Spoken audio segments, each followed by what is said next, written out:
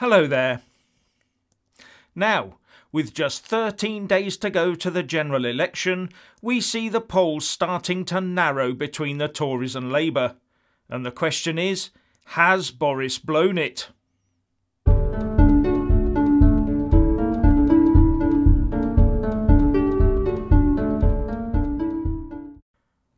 It all looked so positive for the Conservative Party and Boris Johnson once they had managed to wrestle an agreement for a general election out of that previous, bunkered down anti-Brexit Parliament. Boris was in the ascendancy, and the perceived wisdom was that all he had to do was hold on and not do anything too silly to ensure his extended tenure in number 10. Especially as the Labour Party looked to be floundering under Jeremy Corbyn, and the Remainers were left scratching their heads over who to vote for to get the Brexit reversal and/or the second EU referendum they wanted. And the Tories were rewarded in the polls, with ever-increasing percentages pointing to majority seat numbers that would allow Boris to do just about anything he wanted. But in recent days there have been indications of a wobble and a slippage in the Tory support, while Labour seems to have started picking up stray Lib Dem voters.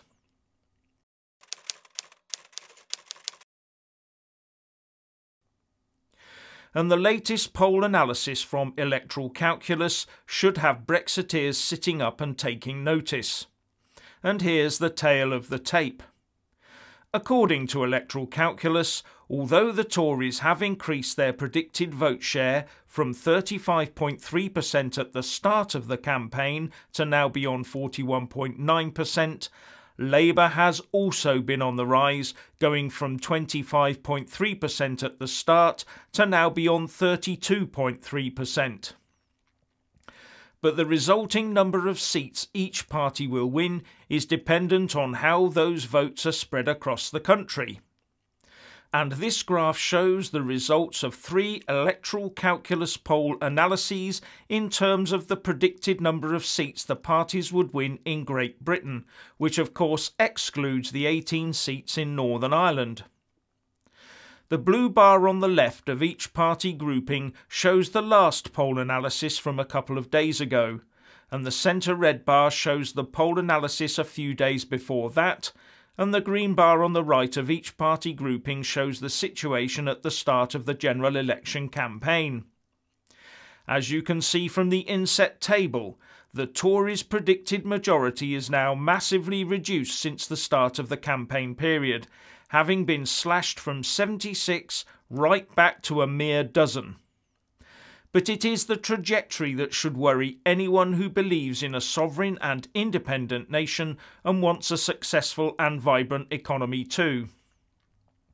This poll analysis is a type of poll of polls and uses data from other opinion pollsters between the 20th and the 26th of November based on the responses of 9,342 people. And what it indicates is that just like in 2017, Corbyn's Labour Party is beginning to reel the Tories in. And worryingly, this is despite the hard-left Marxist nature of this momentum-led Labour Party and its leadership team, which also has some very questionable attitudes to different religions, as well as a proclivity to choose the nation's enemies over its defenders.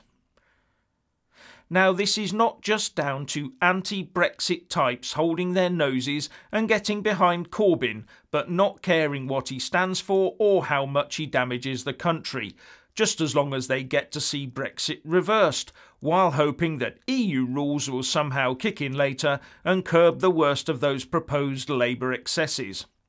No, it will also be down to those who listen to the Corbyn crew and believe that the Tories are about to see them all on the dole and with a privatised health service. And after decades of the blue versus red class war, this stuff inevitably sticks, and it would take industrial strength truth to wash away the dirty lies. The truth is that no political party would survive the privatisation of the NHS. Although Labour did get away with it by hiding a form of privatisation behind the 3 letters of P F and I. And the Tories do have an enviable recent record on employment statistics as well, don't they?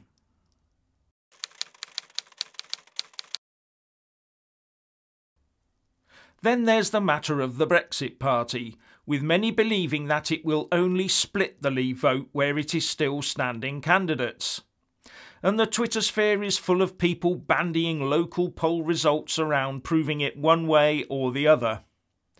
But voting crunch time is here, today, not in 12 days' time. It's here in the form of postal votes that will be plopping onto doormats across the country, and most likely boxes ticked with ballot papers sent by return of post the next day. I believe that postal votes are mostly used by older voters who, by all accounts, are more likely to be Tory and Brexit Party voters. And in the last general election in 2017, 18% of the 46.8 million electorate were registered postal voters. And the turnout from those postal voters was 85.1%, compared to 65.9% for in-person turnouts. So getting your side's postal voters to return their completed ballot papers as early as possible, before any bad news comes out, is always a good move. It's votes in the bag. Also, bear in mind there may well have been an increase in postal vote registrations since 2017. So if Nigel Farage and his Brexit Party team are minded to pull back further and ask people to consider voting for the Tories instead of for their own candidate, except where their own candidate is the surefire Brexit leader, in order to give Boris the majority he needs to get Brexit done, then the time to do that has arrived. But I don't see any sign of that happening, nor am I expecting it.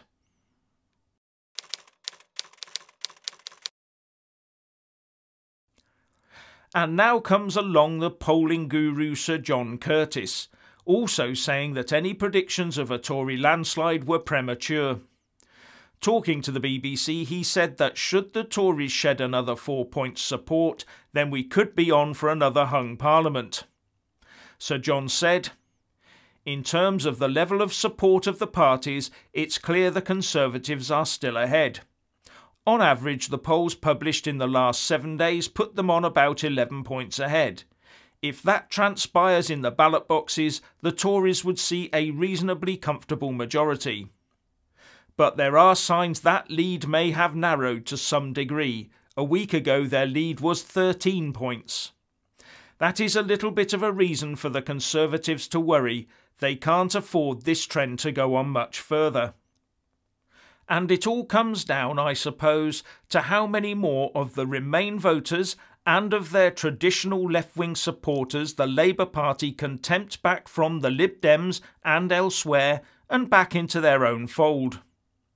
There is also the possibility that this Labour comeback is, in share price parlance, just a dead cat bounce. Although polls, pollsters and experts have been proved unreliable in the past, they are all we've got at the moment. So keep your eyes on them in the next few days, as the event over this past weekend and individual party and politicians' responses to it could inadvertently become the defining moment of this election. And I say that because from what I can see, the general public is tiring of being told that lessons will be learnt and just to get on with their lives while trusting our politicians to deal with such things and keep them safe.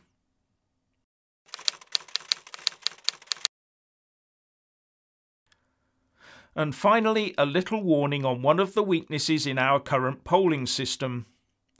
When someone purporting to be a party political canvasser turns up on your doorstep, if you've informed them that you aren't going to vote this time, then because no ID is required, it is quite possible for someone else who knows this and is brazen enough to turn up and cast your vote for you, and no one would ever be any the wiser.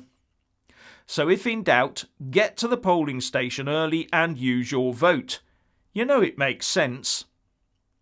Anyway, what do you think? Please share and comment, and thank you for watching.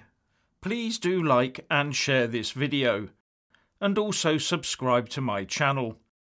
And when subscribing, please do remember to press on the little bell next to the subscribe button. That way you'll get an alert every single time I put up a new video. And thank you very much for watching.